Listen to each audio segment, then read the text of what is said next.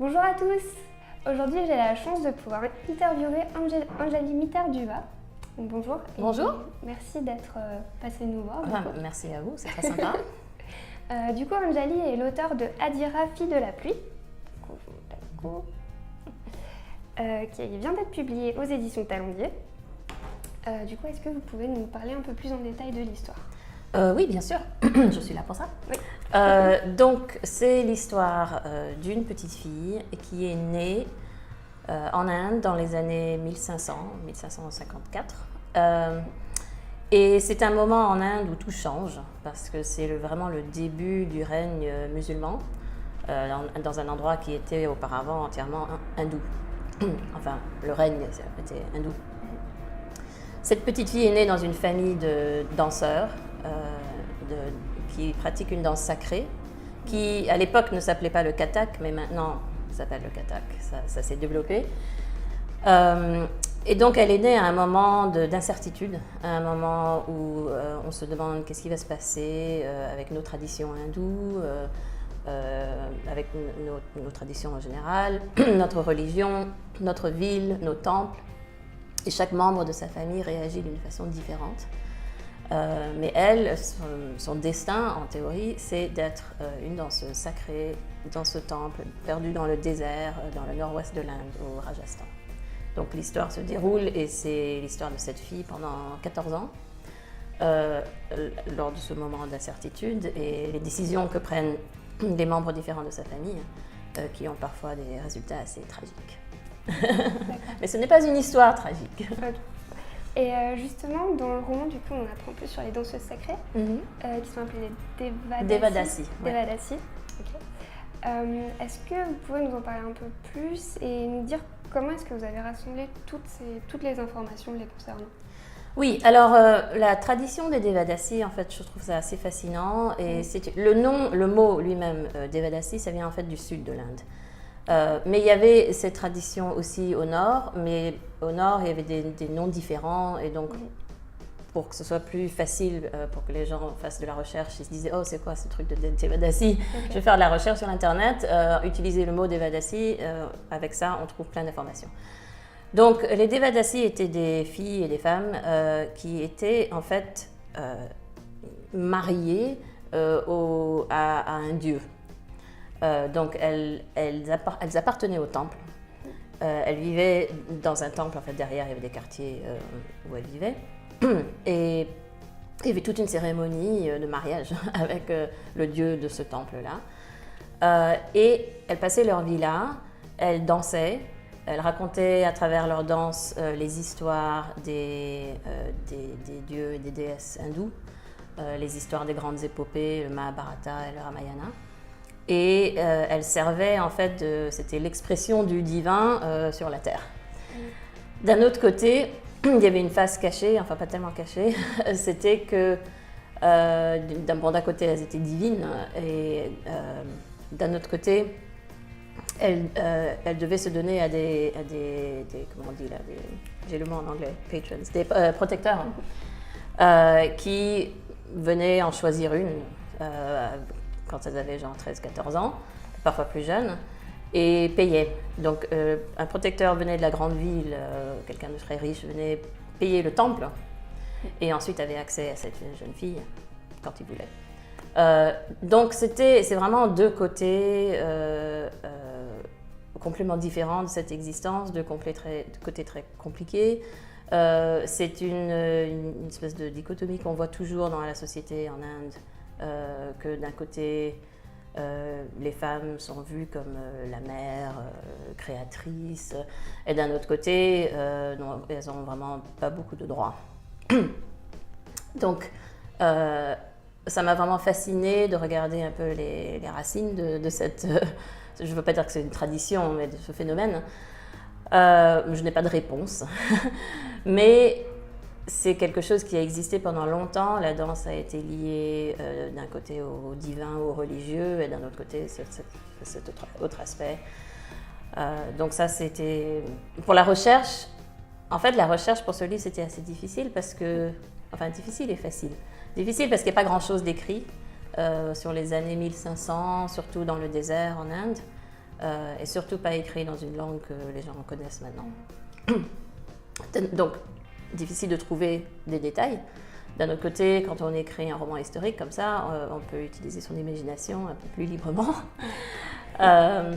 Mais j'ai étudié la danse. Et je ne l'ai pas fait pour faire de la recherche. J'ai d'abord commencé la danse et ensuite l'idée de l'histoire m'est venue. Mais la danse qui est devenue la danse Kathak, c'est une danse classique indienne, donc du nord de l'Inde.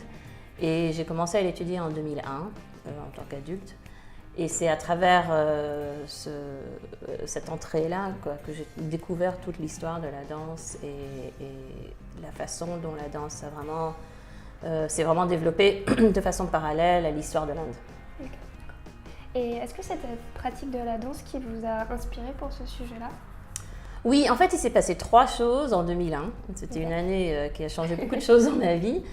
La première, c'est que j'ai décidé, je voulais amener mon mari, on était mariés depuis 2-3 ans, et je voulais l'amener en Inde. Je suis à moitié indienne, j'avais passé beaucoup de temps en Inde en tant qu'enfant, et il y avait un an où on avait habité là-bas, à Bombay. Et pendant les vacances, on voyageait, on allait visiter des endroits différents en Inde. On a été au Rajasthan et ça m'a vraiment marqué, parce que c'est un endroit magnifique, plein de contrastes, un endroit désertique mais aussi riche de vie, avec beaucoup de temples, de citadelles, une architecture vraiment phénoménale. Et je voulais l'amener, il n'avait jamais été en Inde et c'est vraiment une bonne entrée en Inde en tant que touriste parce que c'est un peu moins... les grandes villes, ça peut être un peu trop, quoi. Donc, et le Rajasthan, c'est vraiment superbe. Donc on est allé en 2001 et j'avais un guide Michelin et je regardais où on allait loger. Et j'ai trouvé un petit hôtel dans la citadelle qui était superbe. À l'époque, ça a coûté... on voyageait des États-Unis, donc c'était en dollars, ça coûtait $25 la chambre. Okay. J'ai regardé récemment, c'est 250 la nuit, différent. Ce qui est en Inde, beaucoup. Donc on a été en Inde et on est retourné au Rajasthan. Et je suis ensuite revenue aux États-Unis, en Nouvelle-Angleterre, en janvier, où il fait froid, la neige. Et je voulais garder un peu de cette chaleur de l'Inde. J'ai décidé de commencer, je voulais essayer la danse indienne. J'avais fait les arts martiaux avant.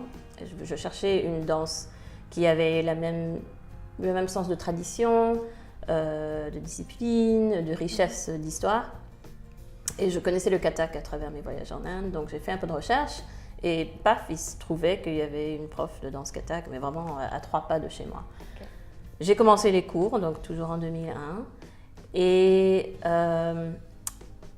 je me suis souvenue en fait d'un petit passage que j'avais recopié du guide Michelin, où j'avais cherché où habiter, qui disait que en Inde, enfin au Rajasthan et surtout à Jaisalmer, où se déroule l'histoire, un enfant peut arriver à l'âge de 5 ans sans avoir jamais vu la pluie.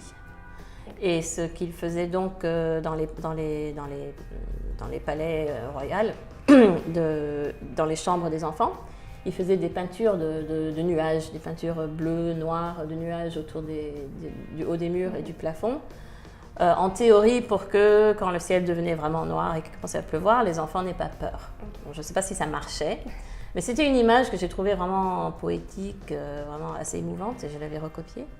Alors entre le début de la pratique de la danse qui m'a tout de suite vraiment emballée, je suis devenue amie avec la prof de danse et je l'ai aidée en fait à lancer une association de danse plutôt que juste être prof avec ses élèves pour pouvoir faire des programmes dans les écoles, dans les musées, inviter des autres artistes. Et en faisant la recherche pour en fait écrire ce qu'on allait mettre sur le site internet, j'ai découvert toute l'histoire de cette danse. Et j'ai découvert qu'il y avait une école ou une branche de cette danse qui avait commencé au Rajasthan. Et donc en fait tout est venu comme ça ensemble à un moment et je n'avais pas l'intention d'écrire un livre. Mais là, à ce moment-là, je me suis dit mais je veux raconter l'histoire de cette danse et je veux raconter comment elle a changé au cours de l'histoire de l'Inde. Et chaque fois qu'il y avait un grand changement sociopolitique en Inde, ça a vraiment eu un effet sur la danse. Donc j'ai décidé pas seulement d'écrire un livre, mais d'en écrire 4. Donc Adira, fille de la pluie, c'est le premier, qui se déroule juste au début du règne musulman, de l'ère moghole. Et le deuxième, sur lequel je travaille maintenant, se déroule 300 ans plus tard, au début du règne britannique. Ok, d'accord. Longue réponse. Parfait. Justement, je voulais revenir sur la danse. Oui. La pratique est très importante du coup déjà pour les personnages, vu que toute leur vie tourne autour de ça. Comment est-ce que vous avez appréhendé la place de la danse dans cette histoire-là? Pour moi, en fait, la danse est aussi importante que le personnage principal dans l'histoire. Je voulais raconter l'histoire de la danse, mais évidemment, on a besoin de faire ça à travers des personnages. Ouais. Et c'est pour ça, tout de suite, je me suis dit, ok, une petite fille, parce que c'était une tradition qui, pour les filles, était assez pesante, quoi. C'était une responsabilité. Il y avait un côté où peut-être elle ne s'y attendait pas. Et d'un autre côté, il y avait aussi des hommes qui dansaient. Par exemple, son père, le père d'Adira, c'est le maître danseur qui enseigne au temple. Donc je voulais une petite fille parce que je voulais quelqu'un qui n'avait pas vraiment le choix. Donc elle était née dans cette tradition et voilà, c'était son destin de devenir Devadasi. Et la danse, pour moi, c'était...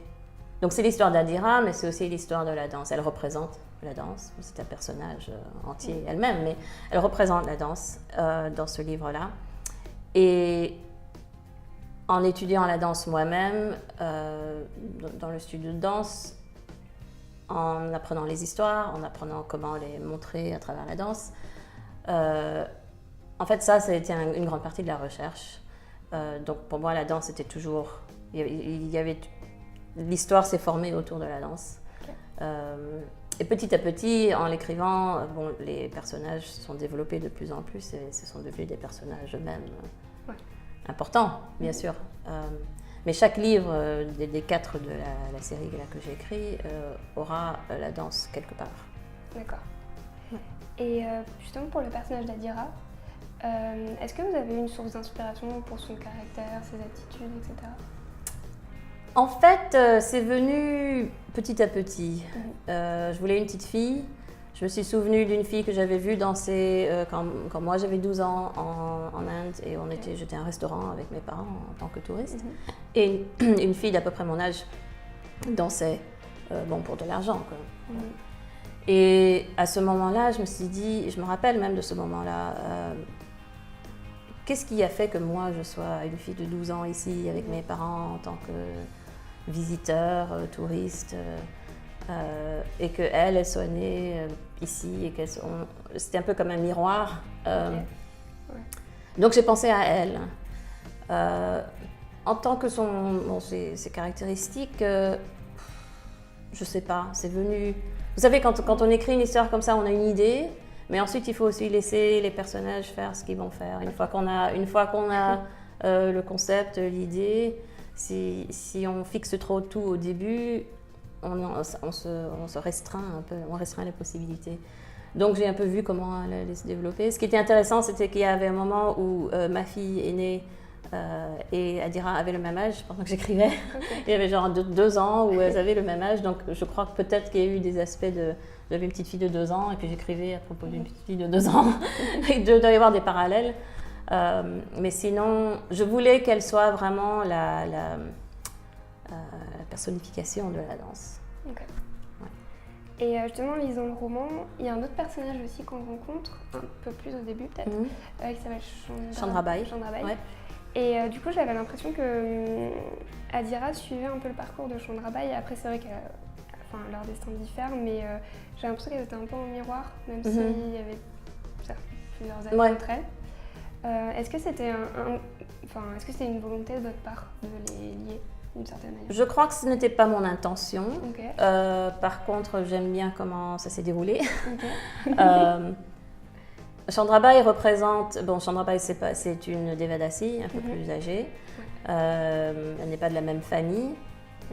Mais Donc Adira, elle a une grande sœur qui est partie, qui a tourné le dos à la danse, et bon, ça cause des problèmes aussi. Donc d'un côté, c'est un peu comme la grande sœur de Adira elle joue un peu le rôle de grande sœur. Mais je voulais montrer le parcours de quelqu'un le futur. Je voulais montrer le possible futur d'Adira. Okay. C'est-à-dire que si elle devenait vraiment Devadasi et qu'elle suivait ce trajet-là, voilà à quoi sa vie ressemblerait. Mais bon, Chandrabai, elle a ses idées elle-même à elle, c'est une personne différente et donc elle aussi, son parcours change. Mais c'est vrai que c'était au début, l'idée de Chandrabai, c'était de montrer au lecteur, à la lectrice, à quoi ça ressemble, la vie d'une Devadasi. Comme Adira, quand elle est née, bon, elle est bébé, donc on ne sait pas ce qu'il attend. Ok, d'accord. Et du coup, vous y avez déjà un peu répondu, mais après Adira, du coup, il y aura 3 autres romans, c'est ça? Oui, en principe, 3 romans. Donc, avant d'écrire à plein temps, j'étais urbaniste. Okay. Je travaillais sur les réseaux d'eau et d'assainissement dans les pays en voie de développement. Et donc je dis ça parce que je crois que j'ai une approche assez long terme. Okay. J'ai l'habitude des grands projets qui prennent beaucoup d'années et parfois plus de temps qu'on anticipe. Et donc j'ai tout de suite j'ai eu cette idée des 4 romans. Bon, ils sont liés, mais pas comme une série avec les mêmes personnages, évidemment, parce que par exemple, entre le premier et le deuxième, il y a 300 ans. Mais je mets quand même certains détails dans le deuxième, que si vous avez lu le premier, vous direz « Ah, ok, c'est cool ». Donc le deuxième se déroule, comme j'ai dit, au 19e siècle, en 1856, 57, 58. Okay. Et un moment dans une autre ville en Inde, qui s'appelle Lucknow, où la danse Kathak s'est vraiment développée en forme de danse courtisane. Courtisane musulmane. Donc c'est un milieu complètement différent, mais c'est la même danse qui a suivi. Et donc, bon, beaucoup de personnages différents et beaucoup de personnages britanniques. C'est vraiment le début du règne britannique en Inde. Et ensuite, mon intention. Bon, celui-là, il est presque fini, je crois. On ne sait jamais exactement quand c'est fini, sauf quand on ne peut plus regarder. Et ensuite, il y en aura un troisième et un quatrième qui nous amènera en fait en France. J'ai un personnage dans le deuxième qui est moitié français. Et le troisième se passera un peu à Paris, et un peu à New York et un peu à Calcutta, d'où vient mon père, dans les années 20. Donc j'ai hâte de le commencer, plein de nouvelles recherches. Et puis un quatrième, bon, quand je suis, je sais pas, à la retraite. Quoique on ne prend pas de retraite quand on écrit. Oui, c'est vrai. Justement, quand vous écrivez, est-ce que vous avez des inspirations, par exemple des romans, des auteurs qui vous reviennent souvent quand vous écrivez? Alors, je ne sais pas si... c'est une question qu'on me pose souvent. Je ne sais pas s'il y a certains romans ou auteurs qui m'ont influencée en tant que comment j'écris ou ce que j'ai écrit. Par contre, je peux vous donner des idées de ce qui m'a vraiment marqué ou certains romans que j'aime beaucoup. Et j'ai même amené sur du papier, parce que ça, c'est le genre de question. Si vous me posez ça, une question à la maison, j'irai regarder... la bibliothèque et je vous donnerai des tonnes d'idées. Ouais. Alors quand on me pose cette question là comme ça devant quelqu'un, tout à coup, c'est comme si je n'avais jamais lu. Mais maintenant que j'ai mon papier, je n'ai même pas besoin de l'ouvrir. Donc je lis beaucoup de romans de l'Asie du Sud. Okay. Je lis, les livres que je vais vous conseiller là, la plupart ont été traduits en français. Moi, je les ai lus en anglais. Ils ont été écrits en anglais. J'aime tout ce qui est de Rohinton Mistry, je ne sais pas si vous connaissez. Il a un livre en particulier, alors la traduction en français c'est L'équilibre du monde, livre magnifique, ainsi qu'un si long voyage. Donc j'adore tout ce qu'il a écrit, j'aime bien. J'ai vraiment aimé le premier roman il y a 20 ans maintenant de Arundhati Roy. Qui s'appelle en anglais The God of Small Things. Alors en français, vous dites ça, le dieu des petits riens. J'ai pas trop aimé son deuxième qui vient de sortir, qui va faire tout un truc parce que ça faisait 20 ans qu'elle n'avait pas écrit de roman. Ah oui, alors là, c'est les romans historiques de Amitav Ghosh, Un océan de pavots. Il en a 3 maintenant qui font une série. Alors super recherche, enfin plein de recherches, plein de détails. plein de... Il était anthropologue, ça se dit ça, ouais. Oui. Je traduis de l'anglais là. Et donc il sait vraiment comment faire de la recherche sur les gens, les cultures, l'histoire, et ça se voit, c'est vraiment fascinant, donc j'adore ces livres. Sinon, il y a... J'aime en fait tout ce qui fait découvrir une autre culture. Donc bon, pour moi je connais assez bien la culture indienne, mais par exemple, je viens de lire Pachinko. Ça a été je pense que ça a été traduit en français. C'est d'une coréenne qui s'appelle Min Jin Lee, et ça se passe au cours de 80 ans, je crois, ouais, à peu près 70-80 ans, au Japon. Mais c'est l'histoire d'une famille coréenne au Japon. Donc en fait, à travers cette histoire, en fait, j'ai appris beaucoup à propos de la place et du rôle des Coréens au Japon. Je ne connaissais pas beaucoup de cette partie de l'histoire. Je connais un peu d'histoire coréenne, un peu d'histoire japonaise, mais la vie de certains groupes d'immigrés dans une autre ville, dans une autre culture, apprendre ça à travers une famille, surtout plusieurs générations, j'ai trouvé ça assez fascinant. Donc voilà, quelques exemples. J'en ai d'autres. Ouais, super, merci beaucoup en tous les cas. Merci à vous, c'était sympa. D'avoir répondu à nos questions. Merci à vous. Beaucoup.